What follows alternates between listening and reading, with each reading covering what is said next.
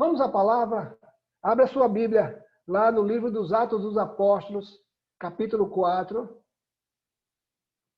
Nós vamos conversar a respeito dessa experiência na vida de Pedro e de João e também na vida de um homem paralítico, coxo, que há 40 anos pedia esmola na porta do templo. Um homem de 40 anos de idade. Não se sabe ao certo se ele nasceu com problema de paralisia ou se foi acometido em função da sua vida, mas a Bíblia diz que ele tinha 40 anos de idade. Não se sabe ao certo se ele nasceu com esse mal, provavelmente sim, ou se foi acometido durante a sua vida, na sua infância, não sei. Atos capítulo 4, versos 13 a 22. Nós temos estudado o capítulo 4 de Atos, desde a experiência de Pedro e João, quando realizaram esse milagre do homem restaurado, curado, e aquilo que aconteceu como consequência, a perseguição dos saduceus, do chamado Sinédrio, em função da pregação daquilo que Pedro estava anunciando como consequência ou como resultado daquela cura que se operou na vida do homem. Atos capítulo 4, versos 13 a 22. Diz assim a palavra do Senhor. Vendo a coragem de Pedro e de João, e percebendo que eram homens comuns e sem instrução, preste bem atenção, que eram homens comuns, algumas Bíblias dizem, iletrados, incultos e iletrados, ficaram admirados e reconheceram que eles haviam estado com Jesus. E como podiam ver com aqueles homens, e como podiam ver ali com eles o homem que fora curado, nada podiam dizer contra eles. Assim, ordenaram que se retirassem do sinédrio e começaram a discutir, perguntando: que faremos a estes homens? Todos os que moram em Jerusalém sabem que eles realizaram um milagre notório que não podemos negar. Todavia, para impedir que isso se espalhe ainda mais entre o povo, precisamos adverti-los de que não falem com mais ninguém sobre esse nome. Então, chamando-os novamente, ordenaram-lhe que não falassem nem ensinassem em nome de Jesus. Mas Pedro e João responderam. Julguem os senhores mesmos se é justo aos olhos de Deus obedecer aos senhores e não a Deus. Pois não podemos deixar de falar do que vimos e ouvimos. Depois de mais ameaças, eles os deixaram ir. Não tinham como castigá-los, porque todo o povo estava louvando a Deus pelo que acontecera, pois o homem que fora curado, milagrosamente, tinha mais de 40 anos de idade. Então a Bíblia fala exatamente desse contexto, consequência da cura desse paralítico, desse coxo que pedia esmola à porta do templo. E só recapitulando um pouco daquilo que já estudamos a respeito desse fato, aquilo se deu num dia de sábado, lá em Atos capítulo 3, e é lindo quando o poder de Deus restaura aquele homem, o poder da cura física, da dignidade. Ele não podia entrar no templo, mas aí depois da cura, pela crença, pelas doutrinas dos judeus, ele como um aleijado não podia entrar na sinagoga, porque era tido como alguém pecador, fruto daquele pecado, fruto daquela enfermidade. Logo ele entra com Pedro e João, pulando e saltando dentro do templo, e a sua vida espiritual, que ele passou a ser uma testemunha viva daquilo que Deus pode realizar na vida daqueles que confiam, daqueles que confessam a Jesus. Então, fruto disso, fruto dessa situação, Pedro e João são presos, e aí a gente começa a ver o relato lá no capítulo 4, versículos 1 a 4, eles são presos naquele mesmo dia. Por quê? Porque estavam anunciando que esse milagre se deu por obra e graça de Jesus Cristo. Jesus Cristo ressuscitado. E essa crença ou essa afirmação contrariava os interesses do Sinédrio. Disse os irmãos no culto passado que o Sinédrio é formado por 70 homens, mais o sumo sacerdote. A maioria deles do grupo político chamado saduceus, que tinha 3 características. Eles não criam na ressurreição, eles não criam nos anjos e eles não criam nos espíritos. E aí Pedro começa a afrontá-los ou confrontá-los em função disso. Porque esse mesmo grupo havia ressuscitado, havia crucificado, condenado e crucificado a Jesus. E Pedro não estava apenas falando do milagre, mas estava informando que aquele milagre se deu como fruto do poder de Jesus. Então Pedro começa a contrariar interesses dentro desse quadro político acomodado, engessado, e tudo aquilo que aconteceu pôde dar uma mexida em toda aquela acomodação que eles viviam. Então causou um dano e causou uma ameaça em função do milagre que ocorrera, que foi do conhecimento de todas as pessoas que ali estavam, que testemunharam daquele fato. Destaquei esse texto, que acabamos de ler, em 3 aspectos, pelo menos. Para eles, para as autoridades do Sinédrio, era coragem. Para nós, que conhecemos, era ação do Espírito Santo.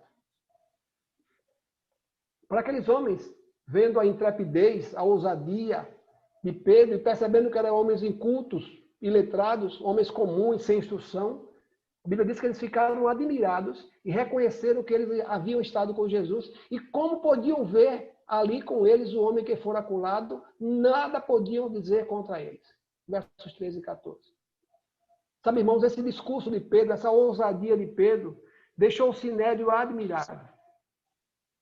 Quando o texto destaca iletrados e incultos, não está se referindo à sua inteligência ou capacidade de ler e escrever, mas ao fato de não eram pessoas instruídas na tradição dos escribas. São pessoas leigas. E eles não podiam conceber essa ideia. Eles não podiam conceber a ideia de que homens incultos, que não haviam crescido dentro da doutrina, dos ensinamentos dos escribas, pudessem trazer informações valiosas ou novas. E por diversas vezes, Jesus contrariou esses interesses. E eles perceberam claramente que não podia corroborar esse pensamento, não podia estar de pé diante daquilo que estava acontecendo. Era uma coisa incomum que leigos, homens sem preparo, falassem com tal eficiência ou de maneira tão ousada e com autoridade. Os líderes já sabiam de antemão que Pedro havia estado com Jesus e que logo se lembraram de que Jesus mesmo, não sendo educado nas tradições dos escribas, falava com autoridade e conhecimento. Jesus já havia sido identificado como alguém que fugiu do padrão, até nesse aspecto. Jesus não estudou nas escolas dos judeus, onde os escribas infringiam e colocavam diante das crianças as suas leis. E a gente precisa ter muito cuidado, irmãos, para que a tradição não possa engessar as nossas maneiras de adorar o nosso Deus. Para que aquilo que eu aprendi com meus pais, que eles aprenderam com seus avós, que aprenderam com seus bisavós, não possa engessar o cristianismo que muitas vezes a gente tem vivido. Interessante que a gente consegue perceber claramente isso na experiência de Jesus, lá em João capítulo 7, a chamada festa dos tabernáculos, festa das cabanas, em que Jesus subiu a Jerusalém com seus irmãos, depois de relutar. E aí os irmãos de Jesus vão para a festa das cabanas e Jesus vai para o templo. João capítulo 7, versos 14 a 18, vai mostrar exatamente essa perseguição dos judeus, das autoridades judaicas, quanto a essa falta de coerência. Uma pessoa que não estudou na escola judaica ter autoridade e conhecimento para falar com desenvoltura, como Jesus falava, e como eles puderam testemunhar na vida de Pedro. João capítulo 7, versos 14 a 18, fala exatamente dessa festa, festa dos tabernáculos, festa das cabanas. Era uma das 4 festas mais importantes dos judeus. Era a festa que eles lembravam a cada ano que eles haviam sido peregrinos, haviam estado morando em cabanas durante o tempo do deserto. Então, uma vez por ano, eles celebravam a festa das cabanas, festa dos tabernáculos, em que eles lembravam que durante o deserto eles não tinham uma morada fixa. A cada movimento da nuvem, eles desmontavam as suas cabanas, desmontavam e começavam a caminhar. Então eles faziam isso como lembrança daquilo que ocorrera no deserto, quando eles não tinham residência fixa e durante 40 anos caminharam pelo deserto. Lá em João 7, versos 14 a 18, fala exatamente dessa perseguição que Jesus sofreu por não ser uma pessoa instruída, ensinada nas escolas dos escribas. E aí diz assim o texto: quando a festa estava na metade, a festa das cabanas, Jesus subiu ao templo e começou a ensinar. Os judeus ficaram admirados e perguntaram: como foi que este homem adquiriu tanta instrução sem ter estudado? E aí Jesus respondeu: o meu ensino não é de mim mesmo, vem daquele que me enviou. Se alguém decidir fazer a vontade de Deus, descobrirá se o meu ensino vem de Deus ou se falo por mim mesmo. Aquele que fala por si mesmo busca a sua própria glória, mas aquele que busca a glória de quem o enviou, este é verdadeiro. Não há nada de falso a seu respeito. Jesus estava mostrando que a sua capacitação, que o seu conhecimento, que tudo que ele tinha como bagagem não tinha sido fruto do ensinamento dos homens, mas na sua relação com o Pai. Jesus estava falando não de algo teórico, não de algo que ele havia aprendido nas bancas dos escribas, mas que havia aprendido na sua relação com Deus. Encontrei um comentário do comentarista bíblico chamado William Barclay, e ele fala exatamente dessa confusão, dessa situação que o Sinédrio se viu envolvido, em função de perceber que eram homens incultos e letrados, mas que mesmo assim falavam com ousadia, com desenvoltura a respeito de Deus, a respeito de Jesus, porque eles haviam estado com Jesus. William Barclay escreve: o Sinédrio considerava Pedro e João homens iletrados e incultos. A palavra iletrados significa que não tinham nenhuma educação técnica, especialmente nas intricadas normas e nas casuísticas da lei. Já a palavra incultos significava que eram homens leigos, sem nenhuma qualificação profissional. O Sinédrio, tal como era, considerava os homens sem educação superior e sem um status profissional. Para o homem simples, com frequência, é difícil enfrentar o que poderia chamar-se o esnobismo acadêmico e profissional. Mas o homem que tem Cristo em seu coração possui uma dignidade verdadeira, que não podem dar o estado profissional nem os lucros acadêmicos. É tão impressionante, irmãos, como muitas vezes nós somos testemunhas de pessoas iletradas, pessoas analfabetas, mas que falam com desenvoltura daquilo que acontece, daquilo que aconteceu em suas vidas e da maneira como Deus tem trabalhado em suas vidas. É tão bom entender como Deus trabalha e não exige que tenhamos algum conhecimento. Já disse os irmãos, mas não sei se todos ouviram e todos testemunharam disso. E certa vez, trabalhando na igreja, eu trabalhei 9 anos como administrador da Igreja Batista do Farol, recebi um senhor que queria uma ajuda para comprar uma passagem para ir para Recife, porque eles tinham saído lá de Brasília e ia para Fortaleza. E eu comecei a conversar com aquele homem, ele disse: olha, eu sou evangélico, eu prego o evangelho nas rodoviárias e carregava uma Bíblia. E ele disse algo que para mim me impactou, ele disse: eu sou analfabeto. E aí a pergunta lógica surgiu: como é que o senhor é uma pessoa analfabeta e anda com uma Bíblia? E aquele homem disse: isso aqui é o meu instrumento de trabalho. Com essa Bíblia eu evangelizo as pessoas. E eu disse: piorou. Se o homem não sabe ler, como é que ele vai usar a Bíblia para evangelizar alguém? E ele disse que decorou muitos textos da Bíblia, muitos textos da Bíblia, e dava a Bíblia à pessoa e mandava a pessoa abrir num texto que ele havia selecionado, e a pessoa lia com a sua própria boca, e ali ele exortava aquela pessoa a respeito do que ela acabara de ler. Que coisa maravilhosa.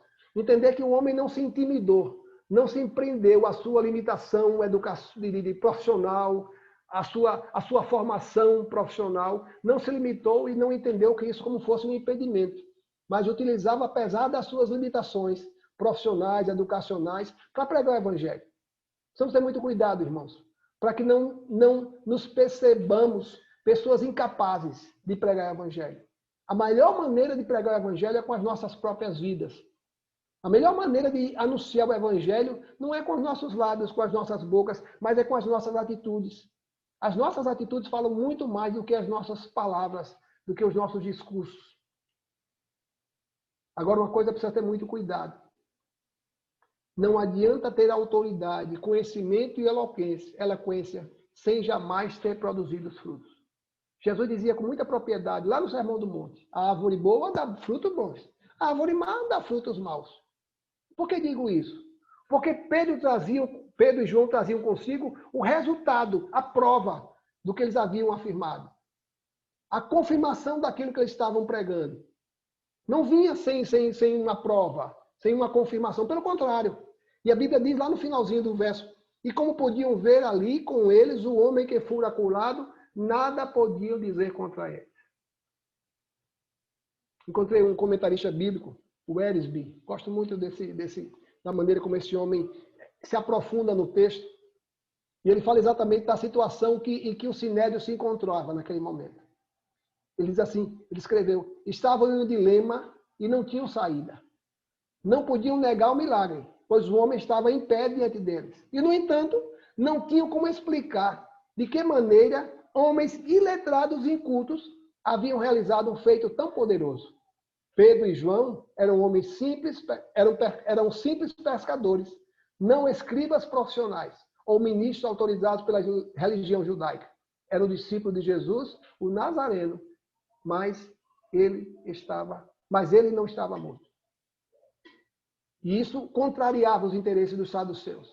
Porque se eles afirmassem que aquele homem havia sido curado através do poder de Jesus, eles precisavam contrariar as suas leis, as suas crenças, e que Jesus não ficou morto, preso à sepultura.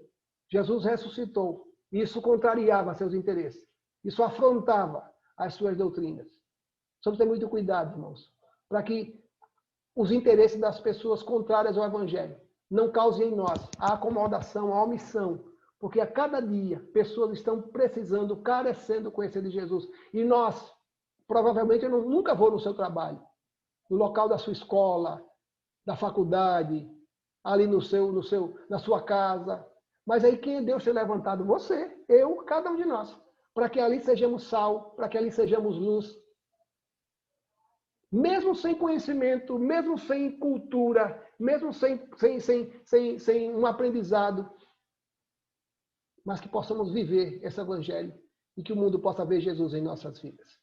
A segunda lição que eu aprendo nesse texto, e falo isso porque esse texto tem remoído o meu coração e eu tenho visto como se faz necessário nos dias de hoje vivermos esse evangelho, porque à nossa volta existem pessoas carentes, desejosas de experimentar aquilo que nós experimentamos, de conhecer aquilo que nós conhecemos, e ser transformada as suas vidas, como foi aquele homem paralítico, 40 anos, que vivia mendigando à porta do templo, mas que vamos encontrar movimentos, interesses contrários aos nossos.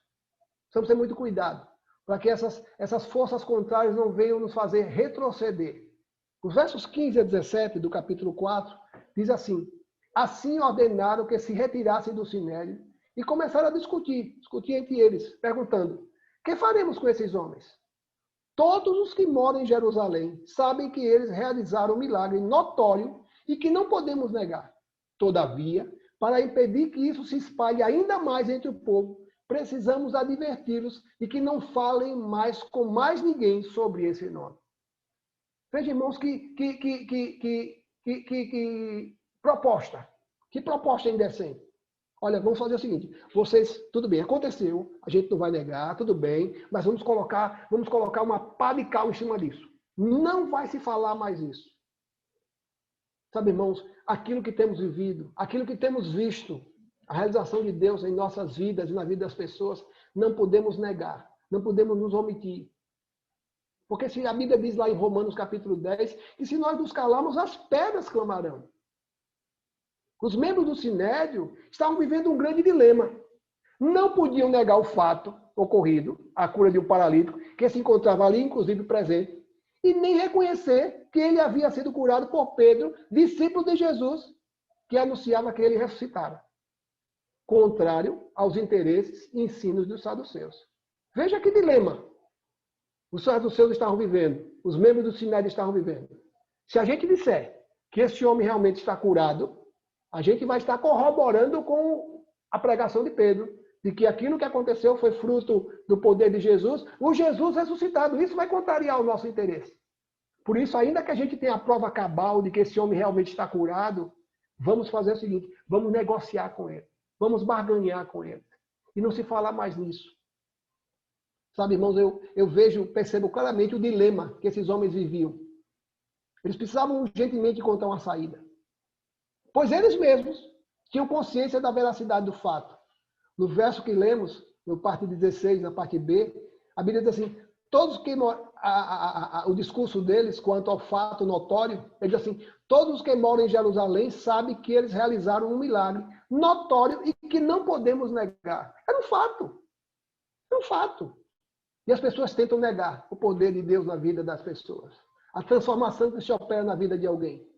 Quantas vezes somos questionados sobre realmente o poder do Evangelho nas nossas vidas? Deus tem me dado o privilégio de acompanhar aqui em Maceió pessoas que têm chegado à nossa igreja. Pessoas que realmente experimentaram de uma transformação.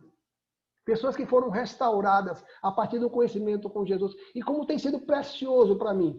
Primeiro porque é uma experiência que eu nunca tive. Por quê? Porque eu nasci num lar evangélico. E nunca precisei romper com a tradição, com as práticas, com aquilo que eu aprendi de maneira distorcida como fazê-lo. E segundo, porque eu percebo claramente que o evangelho é algo pessoal. O Espírito Santo trabalha de maneira pessoal. A maneira como ele alcançou, a maneira como alcançou alguém é diferente da maneira como me alcançou. E é exatamente esse poder de persuasão, de convencimento a partir da minha vida, vai transformar a vida de alguém. Não pela minha palavra, pela minha oratória, mas pela minha vida, pelo meu comportamento. A gente percebe claramente, irmãos, que o Sinédrio não buscava a verdade, mas uma forma de evitá-la. A gente vai colocar aqui panos quentes, vamos combinar uma coisa, não se fala mais nisso e a vida continua. A maior dificuldade do homem hoje não é reconhecer que Jesus é o Salvador, é o Senhor, mas é viver essa realidade. Declarar, afirmar, isso é muito fácil. Ainda que corram seus riscos, ainda que tenhamos riscos a correr diante dessa afirmação, nós precisamos viver, muitas vezes sem falar nada. Jesus falando aos discípulos, depois daquela experiência do lava-pés, em que os discípulos Jesus lavou os pés dos discípulos. Lá no capítulo 13 de João, verso 17, Jesus fala algo muito coerente com essa teoria distante, desvirtuada da prática. Essa teoria contrária ou sem confirmação nas práticas, sem coerência com as práticas. João 13, 17, Jesus diz assim: agora que vocês sabem estas coisas, teoria, felizes serão se as praticarem. Prática. Agora, se vocês conhecem na teoria, que na verdade não era teoria, mas era prática, porque ele havia dado o exemplo, agora vocês estão sendo desafiados a praticar do mesmo jeito, a agir do mesmo jeito. É exatamente isso que recai sobre cada um de nós, irmãos. Não é declarar que Jesus é bom, que Jesus é o Salvador, mas é viver. E é interessante que essa angústia que os membros do Sinédrio estavam vivendo, porque afinal de contas a questão não era mais se o homem estava curado, mas em nome de quem ele havia sido curado. E aí lá no finalzinho do capítulo, versículo 17, assim, precisamos adverti-lo de que não falem mais com ninguém sobre esse nome. Precisamos ter muito cuidado, para que não venhamos a negociar a nossa fé.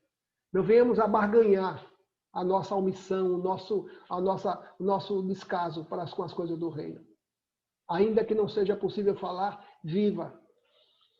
Eu estava preparando essa reflexão, me fez lembrar sobre uma experiência que eu ouvi de um missionário que foi enviado pela junta para uns povos canibais. Existia uma expectativa muito grande quanto à aceitação daquele missionário, daquele casal missionário ali para com aqueles povos. E aquele missionário se resguardou, se preveniu. E conta a história que aquele missionário começou a plantar. Tinha um terreno vasto, um terreno grande. E toda vez que as frutas estavam prontas ou estavam à véspera de serem colhidas, os nativos iam, invadiam as terras daquele missionário e levavam e depredavam toda a plantação. Causava um certo remorso, uma certa angústia no missionário, mas ele permanecia calado. E novamente lá estava o missionário plantando novas frutas, e antes que as frutas amadurecessem, os canibais entravam, invadiam e saqueavam toda aquela propriedade. Isso aconteceu por alguns anos. E esse homem nunca teve a oportunidade de se aproximar daqueles nativos. Nunca teve a oportunidade de falar do amor de Jesus para aqueles nativos. Até que a junta entendeu que o tempo daquele missionário ali havia se encerrado. E depois de alguns anos, enviou um outro casal de missionários àquele povo. Mas aquele povo já havia sido orientado, já havia sido, como é que a gente chama? Socializado, já havia mudado as suas práticas. E esse missionário começou a frequentar o meio daquela tribo, daquele povo, e começou a se relacionar. E quando ele teve a oportunidade, ele começou a falar com muita ousadia, com muita determinação a respeito de Jesus. E o mais impressionante, irmãos, que acontecia que sempre que aquele homem falava do amor de Jesus para com as pessoas, aqueles nativos disseram: esse homem já passou por aqui. A atitude do missionário anterior foi confundida com as atitudes de Jesus. Sempre que o missionário atual falava do amor de Jesus, do perdão de Jesus, eles se lembravam do fato do missionário anterior, da maneira como ele lidava com todas as atitudes deles com relação aos saques da sua propriedade. Exatamente assim que o mundo precisa ver. Jesus em nós. Mas encontra uma terceira e última característica ou lição diante dessa experiência de Pedro. A ameaça continua sendo a principal arma de Satanás. Mas nós, ele tem as armas da intimidação, do medo, da ameaça, mas continuamos usando as armas do Evangelho, o nosso testemunho. Lá nos versos 18 a 22, fala exatamente dessa atitude dos membros do Sinédrio, tentando calar, tentando abafar o caso, aquilo que havia acontecido, da cura de um paralítico, fruto do poder de Jesus, o Jesus ressuscitado, o Jesus que eles haviam condenado e morto. Diz assim, 18 a 22. Então, chamando-os novamente, ordenaram-lhes que não falassem nem ensinassem em nome de Jesus. Mas Pedro e João responderam: julguem os senhores mesmos se é justo aos olhos de Deus obedecer aos senhores e não a Deus. Pois não podemos deixar de falar do que vimos e ouvimos. Depois de mais ameaças, eles os deixaram ir. Não tinham como castigá-los, porque todo o povo estava louvando a Deus pelo que acontecera. Pois o homem que fora curado milagrosamente tinha mais de 40 anos de idade. Que proposta indecente. Ordenar esse novo Pedro, esse Pedro ousado, destemido, que deixasse de anunciar Jesus. Já disse os irmãos nos cultos passados que esse foi o primeiro momento em que uma prisão ocorreu para com os cristãos. Foi a primeira prisão para com os cristãos. Foi a primeira oportunidade que os cristãos foram presos. E desencadeou-se isso na vida de Pedro, na vida de Paulo, na vida de muitos apóstolos, de Tiago, que foram mortos, em função de não negociar. Mas é interessante que algo que talvez tenha passado despercebido com relação à leitura do texto, a Bíblia diz assim, mas Pedro e João responderam. Até então, irmãos, a gente não tinha conhecimento de João. João não havia se revelado. João não havia se manifestado. Nós sabíamos que ele estava lá com Pedro, mas em nenhum momento a gente ouve ou lê, alguma coisa a respeito de atitude de João. Sempre era Pedro que afrontava, que questionava, que anunciava com ousadia.